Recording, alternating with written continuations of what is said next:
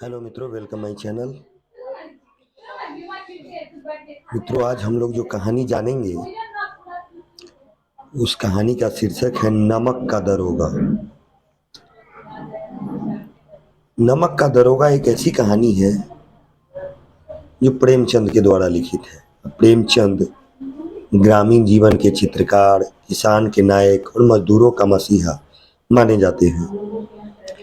यह कहानी यथार्थ पर आधारित है, क्योंकि एक समय ऐसा था हमारे देश में जो नमक पर टैक्स लगता था, नमक पर कानून था, नमक पर प्रतिबंध लगे हुए थे। ऐसे ही हम नमक यूज नहीं कर सकते थे, क्योंकि ये सब लगाया हुआ अंग्रेजों का था।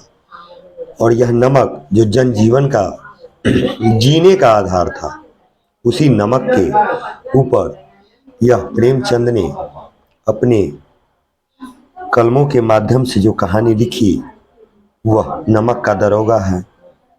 और इसका जो नायक है, वह जो उसका विचार होता है, वह समाज के यथार्थ को दर्शाता है।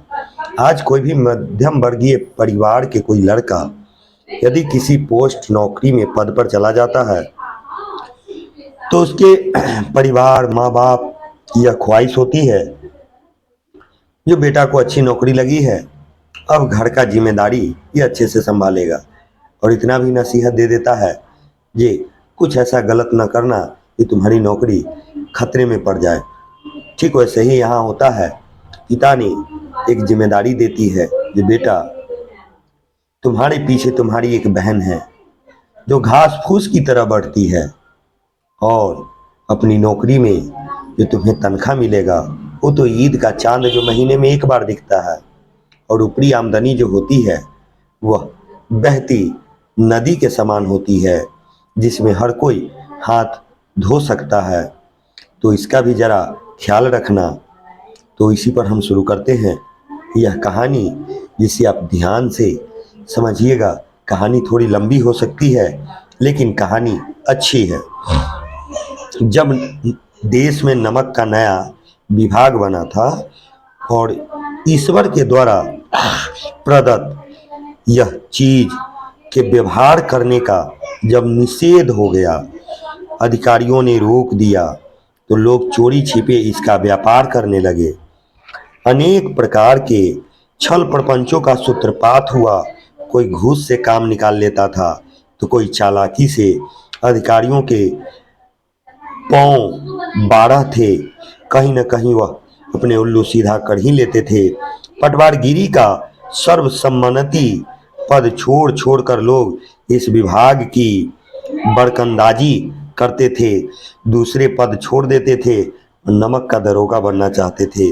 दरोगा पद के लिए तो वकीलों का भी जी ललचाता था। उस समय यह वह समय था जब अंग्रेजी शिक्षा और ईसाई मत को लोग एक ही वस्तु समझते थे। फारसी का प्राबल्य था। प्रेम की कथाएं और श्रृंगार रस के काव्य पढ़कर फारसी लोग सर्वोच्च पदों पर नियुक्त हो जाया करते थे।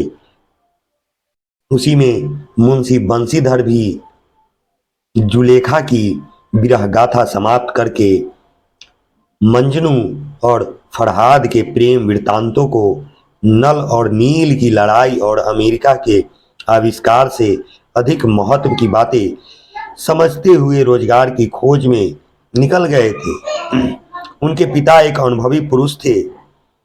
समझाने लगे, बेटा, घर की दुर्दशा देख रहे हो, ऋण से दबे हुए हैं, कर्ज से दबे हुए हैं, लड़कियां हैं, वह घास फूस की तरह बढ़ती चली जाती है। मैं कगारे पर का वृक्ष हो रहा हूँ। कगारे मतलब किनारे पर का वृक्ष हो गया हूँ, अर्थात मैं बूढ़ा हो गया हूँ, न मालूम कब गिर पड़ूंगा। अब तुम ही घर के मालिक और मुख्तार हो। नौकरी में ओहदे की ओर ध्यान मत देना, यह तो पीर का मजार है।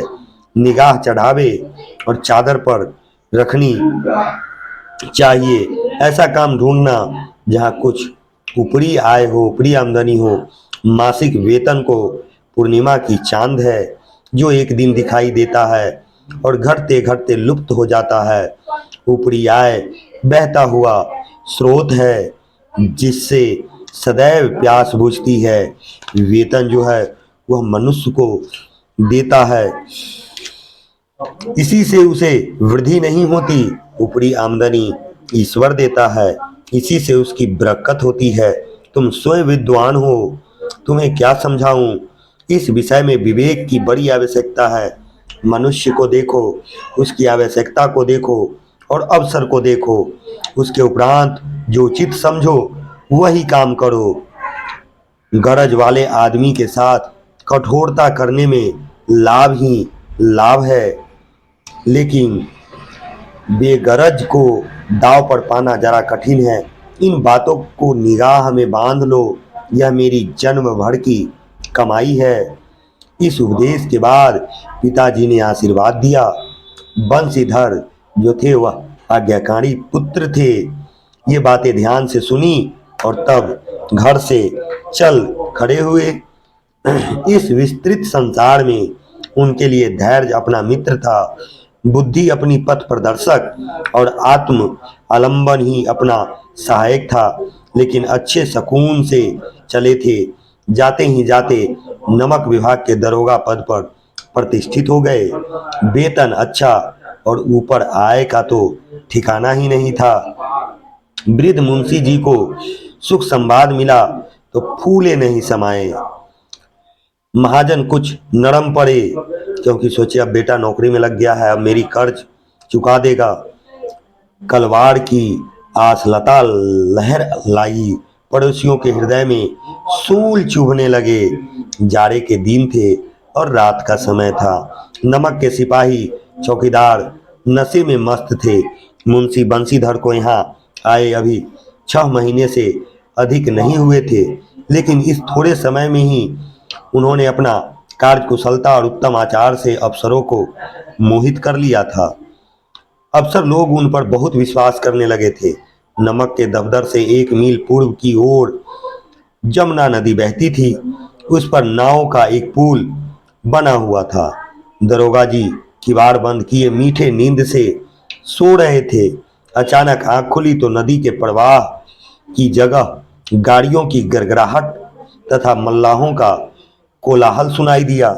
उठ बैठे, इतनी रात गए गाड़ियां क्यों नदी के पार जाती है, अवश्य कुछ न कुछ गोलमाल है। तर्क ने भ्रम को जन्म दे दिया। वर्दी पहनी, तमंचा जेब में रखा और बात की बात में घोड़ा बढ़ाए हुए पुल पर आ पहुंचे। गाड़ियों की एक लंबी कतार पुल के पार जाती देखी।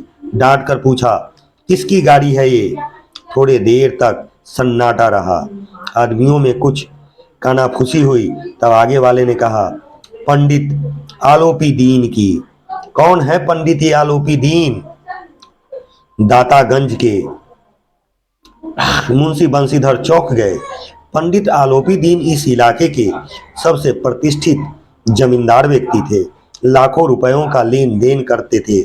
इधर छोटे से बड़े कौन ऐसे थे जो उनकी ऋणी न हो। व्यापार भी बड़ी लंबा चौड़ा था उनका। बड़े चलते पुर्जे आदमी थे वे। अंग्रेज अफसर इनके इलाके में शिकार खेलने आते और उनके मेहमान होते। बारहों मास सदा व्रत चलता रहता था। मुंशी ने पूछा, गाड़ियां कहाँ जाएगी? उत्तर मिला, कानपुर। लेकिन इस प्रश्न पर कि इनमें क्या है, सन्नाटा छा गया। दरोगा साहब का संदेह और भी बढ़ गया। कुछ देर तक उत्तर की बाट देखकर जोर से बोले, क्या गूंगे हो गए हो तुम लोग? हम पूछते हैं इसमें क्या लदा हुआ है। जब इस बार भी कोई उत्तर न मिला तो उन्होंने घोड़े को एक गाड़ी से मिलाकर बोरे को टटोला। भ्रम दूर हो गया। यह नमक के ढेले थे। पंडित आलोपी दीन अपने सजीले रथ पर सवार कुछ सोते कुछ जगते चले आते थे। अचानक कई गाड़ी वालों ने घबराए हुए आकर जगाया और बोले, महाराज, दरोगा ने गाड़ियां पकड़ ली है, रोक दी है और घाट पर खड़े आपको बुलाते हैं। पंडित आलोपी दीन का लक्ष्मी जी पर अखंड विश्वास था। वह कहा करते थे कि संसार का तो कहानी ही क्या है, स्वर्ग में भी लक्ष्मी का ही राज्य है। उनका यह कहना यथार्थ ही था। न्याय और नीति सब लक्ष्मी के ही तो खिलौने हैं। लक्ष्मी मतलब पैसा। इन्हें वह जैसे चाहती है नचाती है। लेटे ही लेटे गर्व से बोले, चलो हम आते हैं। यह कहकर पंडित जी ने बड़े निश्चिंतता से पान के आशीर्वाद कहिए। हम में से ऐसा कौन सा अपराध हुआ कि गाड़ियां रोक दी गई? हम ब्राह्मणों पर तो आपकी कृपा दृष्टि रहनी चाहिए। बंशीधर रुखाई हुई आवाज में बोले, सरकारी हुक्म है। पंडित आलोपी दीन ने हंसकर कहा, हम सरकारी हुक्म को नहीं जानते और सरकार को। हमारी सरकार तो आप ही हैं।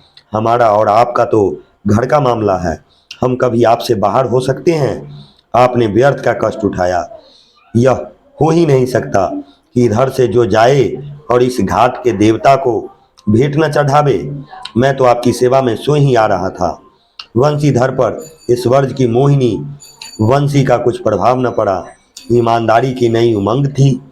करक कर बोले, हम उन नमक हरामों में से नहीं हैं जो कौड़ियों पर अपना ईमान बेचते फिरते हैं। आप इस समय हिरासत में हैं। आपका कायदे का अनुसार चालान होगा। बस मुझे अधिक बातों की फुर्सत नहीं है। जमादार बदलू सिंह, तुम इन्हें हिरासत में ले चलो। मैं हुक्म देता हूँ। पंडित आलोपी दीन स्तंभित हो गए, चकित हो गए। गाड़ी वानों में हलचल मच गई। पंडित जी के जीवन में कदाचित यह पहला ही अवसर था कि पंडित को ऐसे कठोर बातें सुननी पड़ी।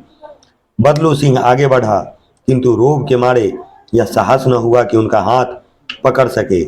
पंडित जी ने धन को ऐसा निरादर करते कभी भी नहीं देखा था। विचार किया कि यह अभी उदंड लड़का है, माया मोह के जाल में अभी नहीं पड़ा है, अल्लड़ है, झिझकता है। बहुत दीन भाव से बोले, बाबू साहब एहसास न कीजिए, हम मिट जाएंगे, इज्जत धूल में मिल जाएगी। हमारा अपमान करने से आपके हाथ क्या आएगा? हम किसी तरह आपसे बाहर थोड़ा ही हैं। वंशीधर ने कठोर स्वर में कहा, हम ऐसी बातें नहीं सुनना चाहते। आलोपी दीन ने जिस सहारे को चट्टान समझ रखा था वह पैरों के नीचे खिसकता हुआ मालूम पड़ रहा था। स्वाभिमान और धन ऐश्वर्य को कड़ी चोट लगी थी, किंतु अभी तक धन की सांख्यिक शक्ति का पूरा भरोसा था। अपने मुख्तार से बोले, लाला जी 1000 के नोट बाबू साहब को भेंट करो। आप इस समय भूखे सिंह हो रहे हैं। बंशीधर ने गर्म होकर कहा, 1000 नहीं, 1,00,000 भी मुझे सच्चे मार्ग से नहीं हटा सकते। धर्म की इस बुद्धिहीन दृढ़ता और देव दुर्लभ त्याग पर मन बहुत झुंझलाया। अब दोनों शक्तियों में संग्राम होने लगा। धन ने उछल उछल कर आक्रमण करने शुरू कर दिए थे। 1 से 5, 5 से 10, 10 से 15 और 15 से 20,000 तक नौबत पहुंच गई थी। 20,000 देने के लिए तैयार थे। उस समय का 20,000 अभी कई लाखों के बराबर है। किंतु धर्म अलौकिक वीरता से बोले, बाबू साहब ईश्वर के लिए मुझ पर दया कीजिए। मैं 25,000 पर निपटारा करने को तैयार हूँ। असंभव बात है, 30,000 पर, क्या 40,000 पर भी नहीं? 40,000 नहीं, 40 लाख पर भी असंभव है। अब बात 40,000 तक पहुंच चुकी थी। बदलू सिंह, उस आदमी को अपनी हिरासत में ले लो। अब मैं एक शब्द भी नहीं सुनना चाहता हूँ। धर्म ने धन को पैरों तले कुचल डाला। आलोपी दीन ने एक हष्टपुष्ट मनुष्य को हथकड़ियों में लिए हुए अपनी तरफ आते देखा। चारों ओर निराश और कतार दृष्टि से देखने लगे। इसके बाद मूर्छित होकर गिर पड़े। दुनिया सोचती थी पर दुनिया की जीभ जागती थी। सवेरे देखिए तो बालक वृद्ध सबके मुंह पर यही बात सुनाई देती थी। जिसे देखिए वही पंडित जी के इस व्यवहार पर टीका टिप्पणी कर रहा था। निंदा की बौछार हो रही थी, मानो संसार से अब पापी का पाप कट गया हो।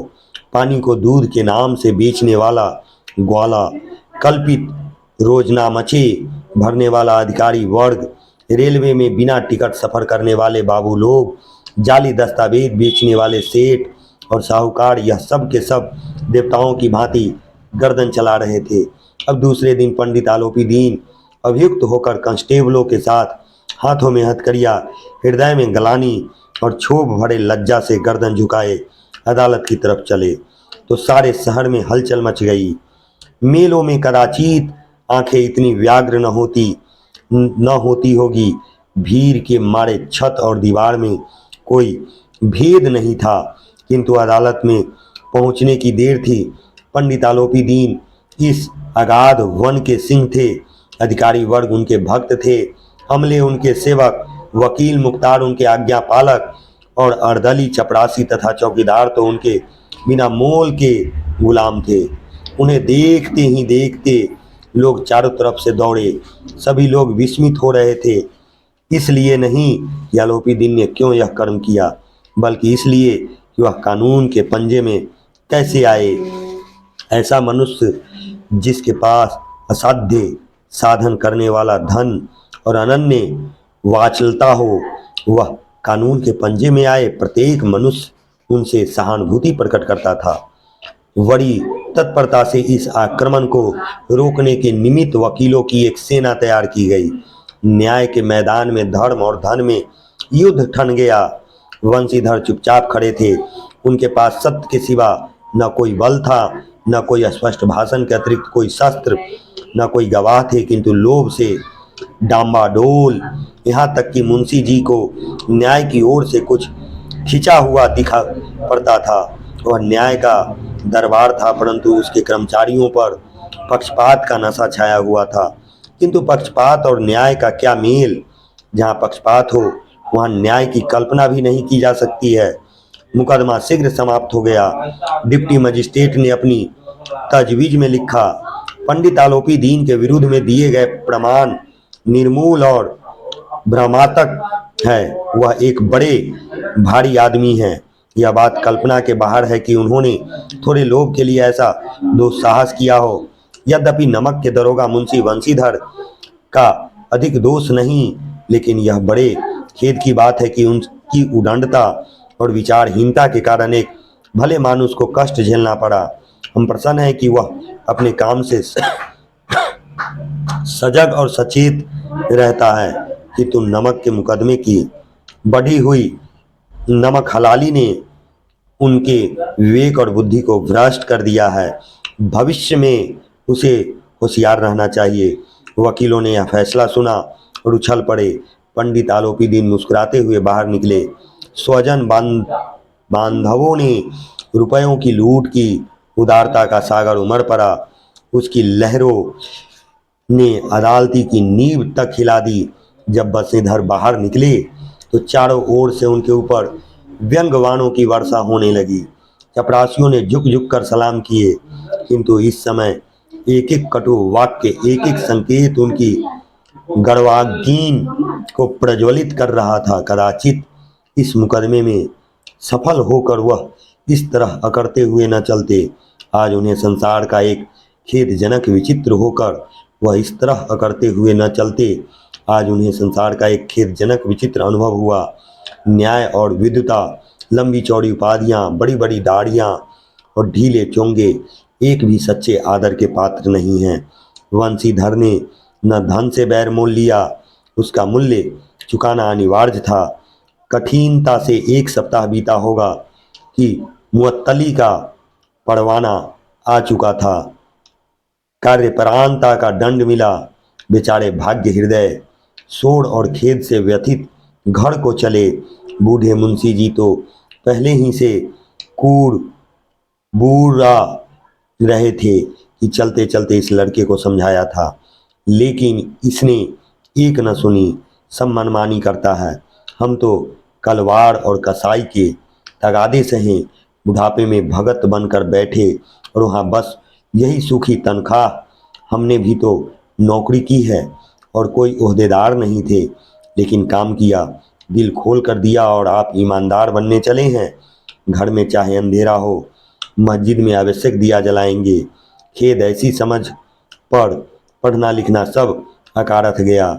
इसके थोड़े ही दिनों बाद जब मुंशी वंशीधर इस दुरावस्था में घर पहुँचे और बूढ़े पिताजी ने समाचार सुना तो सिर पीट लिया। बोले, जी चाहता है कि तुम्हारा सिर फोड़ लूं। बहुत देर तक पछता पछता कर हाथ मलते रहे। क्रोध में कुछ कठोर बातें भी कहा, और यदि वंशीधर वहाँ से टल न जाते तो आवश्यक ही क्रोध विकट रूप धारण कर लेता। वृद्धा माता को भी दुख हुआ। जगन्नाथ और रामेश्वरम यात्रा की कामनाएं मिट्टी में मिल गई। पत्नी ने तो कई दिन तक सीधे मुंह से बात भी नहीं की। इसी प्रकार एक सप्ताह बीत गया। संध्या का समय था। बूढ़े मुंशी जी बैठे राम नाम की माला जप रहे थे। इसी समय उनके द्वार पर सजा हुआ रथ आकर के रुका और गुलाबी पर्दे, पछाहिए बैलों की जोड़ी, उनकी गर्दनों में नीले धागे, सिंगे पीतल से जुड़ी जड़ी हुई, कई नौकर लाठियां कंधों पर दंडवत की, लल्लो चप्पो की बातें करने लगे। हमारा भाग्य उदय हुआ जो आपके चरण इस द्वार पर आए। आप हमारे पूज्य देवता है। आपको कौन सा मुंह दिखावे। मुंह में तो कालीख लगी हुई है, किंतु क्या करे, लड़का भागा कपूत है। नहीं तो आपसे क्यों मुंह छिपाना पड़ता। ईश्वर निसंतान चाहे रखे, पर ऐसी संतान न दे। क्योंकि उनके दरबार पर पंडित आलोपी दीन आए थे और यह प्रकृति के नियम है। जो बड़े से बड़े चोर, बड़े से बड़े कुकृत्य करने वाले व्यक्ति अपने कर्मचारी और अपने मैनेजर ईमानदार रखना चाहता है। खुद चोर हो लेकिन उसको वर्कर चाहिए ईमानदार। ठीक उसी चाह में आलोपी दीन बंसीधर के दरवाजे पर आए। आलोपी दीन ने कहा, नहीं भाई साहब, ऐसा न कहिए। मुंशी जी ने चकित होकर कहा, ऐसी संतान को और क्या कहूँ। आलोपी दीन से वात्सल्यपूर्ण स्वर में कहा, कुल तिलक और पुरुषों की कीर्ति उज्जवल करने वाला है।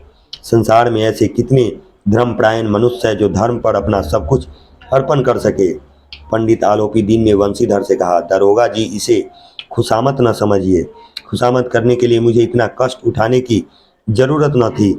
उस रात को आपने जो अधिकार बल से मुझे अपनी हिरासत में लिया था, किंतु आज मैं स्वेच्छा से आपको हिरासत में आया हूँ।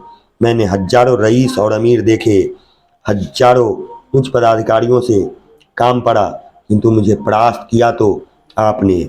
मैंने सबको अपना और अपने धन का गुलाम बनाकर छोड़ दिया। मुझे आज्ञा दीजिए कि आपसे कुछ विनय करूं।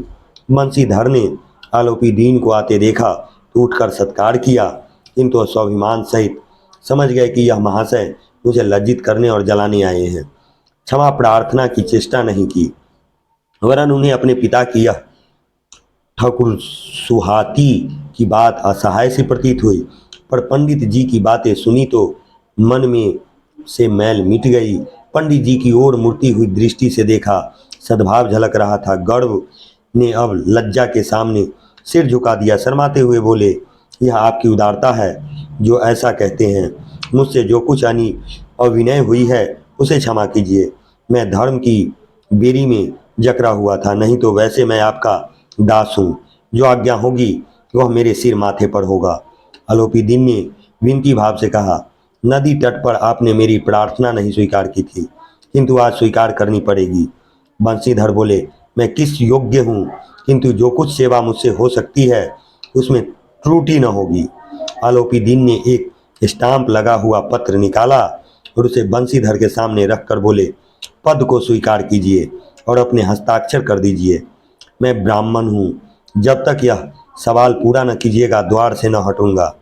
मुंशी बंसीधर ने उस कागज को पढ़ा तो कृतज्ञता से उनकी आंखों में आंसू भर आए। पंडित आलोपी दीन ने उनको अपनी सारी जायदाद का अस्थाई मैनेजर नियत और नियुक्त किया था। यह 1000 वार्षिक वेतन के अतिरिक्त रोजाना खर्च अलग, सवारी के लिए घोड़ा, रहने को बंगला, नौकर चाकर मुफ्त। कंपित स्वर में बोले, पंडित जी, मुझ में इतनी सामर्थ्य नहीं कि आपकी उदारता को प्रशंसा कर सकूं, किंतु ऐसे उच्च पद के योग्य नहीं हूँ। आलोपी दीन ने हंसकर बोले, मुझे इस समय एक अयोग्य मनुष्य की ही जरूरत है। बंसीधर ने गंभीर भाव से कहा, यो मैं आपका दास हूँ। अब जैसा कीर्तिवान सज्जन पुरुष की सेवा करना मेरे लिए सौभाग्य की बात है, किंतु मुझ में न विद्या है, न बुद्धि, न वह स्वभाव है जो इन त्रुटियों को पूर्ति कर देता। ऐसे महान कार्य के लिए एक बड़े मर्मज्ञ अनुभवी मनुष्य की जरूरत है। आलोपी दीन ने कमलदान से कलम निकाली और उनसे वंशीधर के हाथ में देकर बोले, न मुझे विद्वान की चाह है, न अनुभव की, न मर्मज्ञता की न कार्य कुशलता की।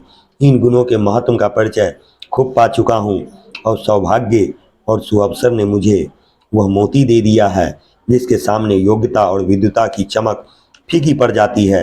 यह कलम लीजिए, अधिक सोच विचार न कीजिए, दस्तखत कर दीजिए।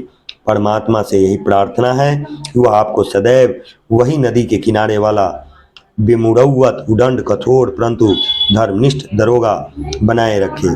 बंशीधर की आंखें डबडबाई, हृदय के संकुचित पात्र में इतना एहसान न समा सका। एक बार फिर पंडित जी की और भक्ति और श्रद्धा की दृष्टि से देखा और कांपते हुए हाथ से मैनेजर के कागज पर हस्ताक्षर कर दिए। आलोपी दिन में प्रफुल्लित होकर उन्हें गले लगा लिया। धन्यवाद मित्रों, आज की कहानी समाप्त होती है।